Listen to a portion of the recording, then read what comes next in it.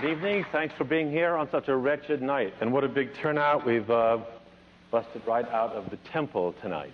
I'm a little intimidated with America's rabbi and the God Slayer, Chris Hitchens, right here. Maybe you should be a little intimidated in this community. For all you know, I'm the son of snake handlers and primitive Baptists. In fact, I am, so we'll see what happens here. I hope that doesn't mean a prejudice in this debate. I made a mistake with my third child. I waited until she could speak to have her baptized. And when the baptism, water on head. And when the preacher, got the water with the droplets and began to put on her head, and he said, "It's in the name of God," and she said, "What is God?" Let's just do it. Let's start with the simplicity of a child.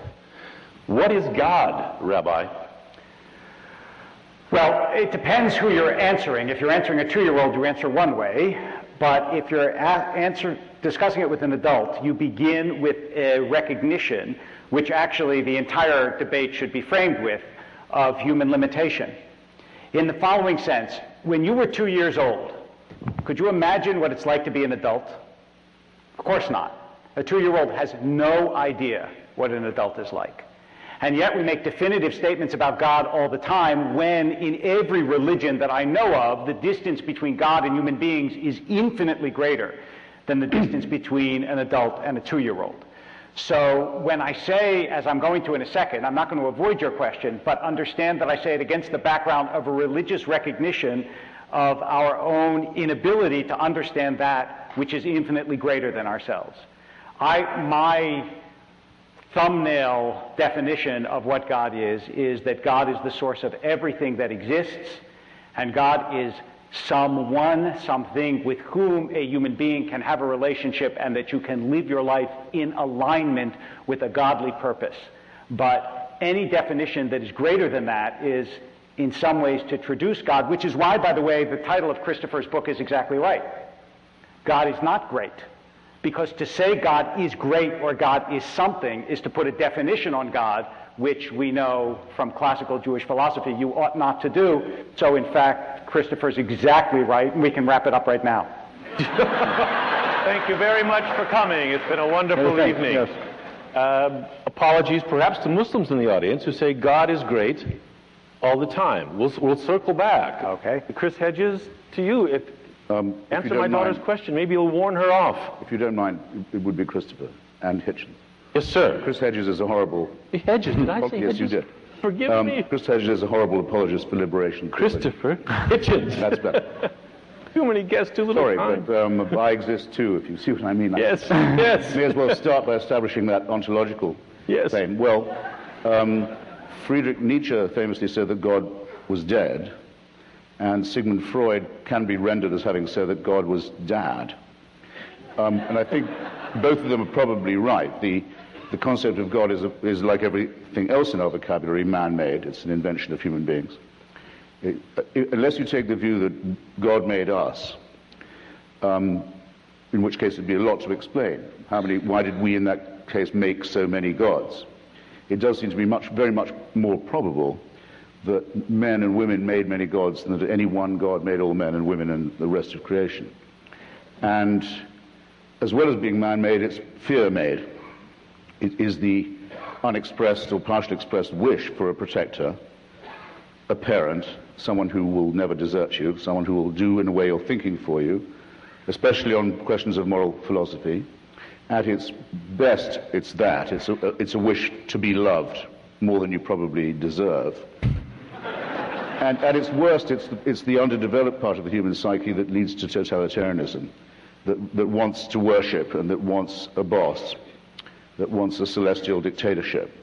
And that's the bit that's now threatening to destroy our secular civilization. And so you're quite right to start where you do.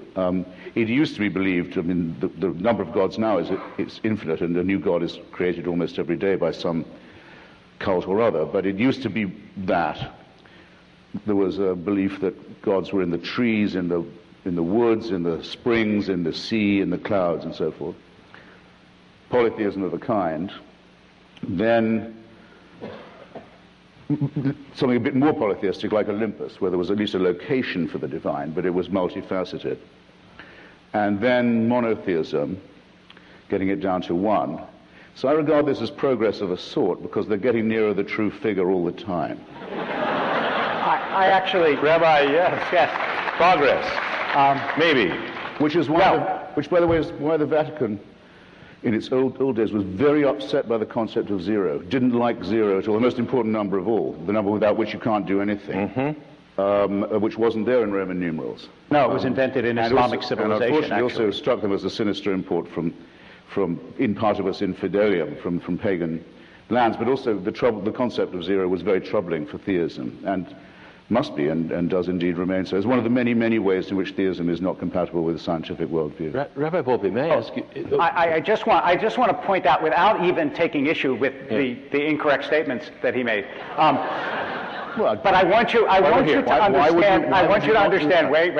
I want you to understand the progress of the argument that you just heard, because it's important, and people do this all the time, and at least you should be aware of it whether you accept it or not. Very often when people argue with you, especially when they argue about religion, they attribute their own beliefs to logic and your belief to psychology.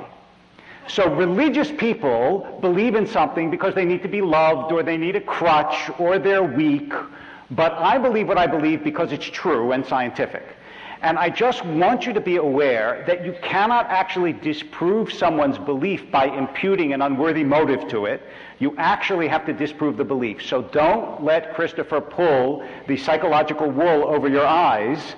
You can actually be just as worthy or unworthy of love, just as tough-minded, just as thoughtful, just as deep, and still believe in God, as most human beings have throughout all of human history, as if you are Christopher Hitchens. Christopher, are you a trickster? Well, I don't think that you couldn't accuse that of being an incorrect statement. You could accuse it of being an incomplete one. I didn't give all the reasons why people believe in God, but after all, you did write a whole book that argues that the belief in God can be very useful to people in times of crisis. Did you not? I mean, that's... and that's yes, but I never said that was why you should believe in God. Know, and I don't think it is the reason why many people do. But remember that there are two questions. Well, I better now say, lest I be accused of not having exhausted the entire subject in my first response, I better say there are at least two questions. One is this: is there a God, a creator, a prime mover, an uncaused cause, whatever you like to call it? And this was the question answered at a certain point, not very long ago in our history, by the deists, people like Thomas Jefferson, Thomas Paine, and many others, who said that the order of the universe seemed to suggest that it couldn't just have been random, that there may have been a designer, but the designer didn't take any part in human affairs. And that, in the late 17th, early 18th centuries was probably, late 18th, early 19th centuries was probably a very intelligent position to hold. It was as far pre-Einstein, pre-Darwin, was probably as far as you were likely to get with philosophical speculation.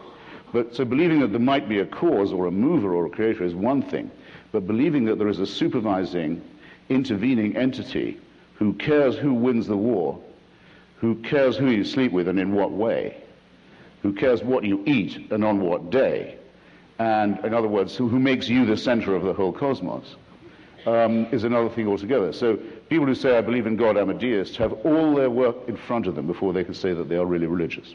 Are you prepared to be a deist? No. No divine mover, even at the, whatever, the origin? There's nothing in the natural, in the cosmic order, or that's the macro level, or the micro level, that's to say the constituent of our own DNA and the things that we have in common with the other animals, and indeed other forms of life, like plants, that isn't susceptible to a much better explanation. Well, here's... as the great physicist Laplace said when he demonstrated his working model, his orrery, as it's called, of the solar system to the emperor, and Napoleon said, well, I see there's no God in this system, and Laplace said, well, Your Majesty, it works without that assumption. Rabbi, I don't want to play God, but to give form to this. Sure. It's 2010. You said you think of God as the source of all. In the year BCE,